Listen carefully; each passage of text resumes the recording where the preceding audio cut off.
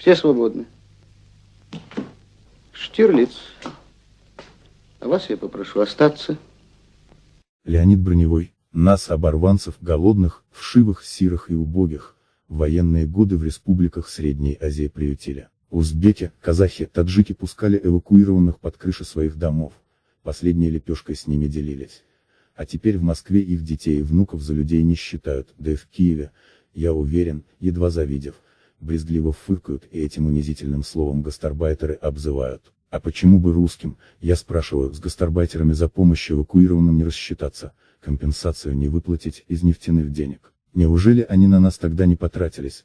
Или кто-то считает, что подметать улицы и штукатурить стены единственное, на что гастарбайтеры эти годятся? Если так, то мы, победители, ничуть не лучше нацистов, деливших нации на высшие и низшие, достойные дети отца народов, как ни крути. Газета «Бульвар Гордона», номер 48, 500, 2014, декабрь.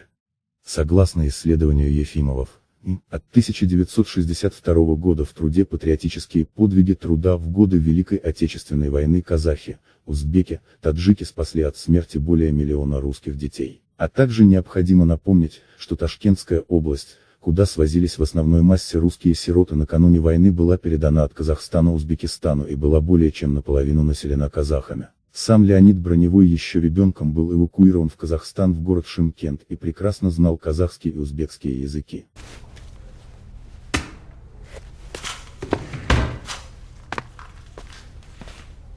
Ну, подгоняй транспорт и забирай своих чурок. Слышь ты, майор, я как погляжу, ты нехило кормишься с них. Так ты давай поуважительнее как-то прокормиться-то. А то чурки. Да ты их не сажать, ты им памятник поставить должен.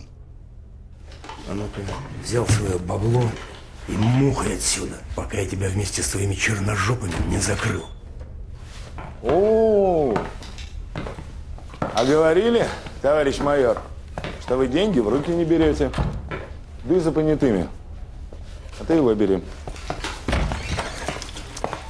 Ручки.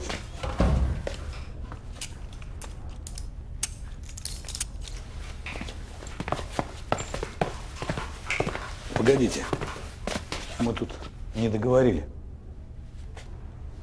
Слушай, майор, может, ты не в курсе, но когда во время войны к ним в Ташкент в эвакуацию таких, как твоя бабушка или моя мама, тысячами привозили, так они, чурки эти, сами на голой земле спали. А единственный топчан с единственной простыней русским бабам и их деткам отдавали. Так что мы с ними, с чурками этими, сначала войну выиграли, а потом Россию восстановили. И рот вымой и не открывай, а то воняет.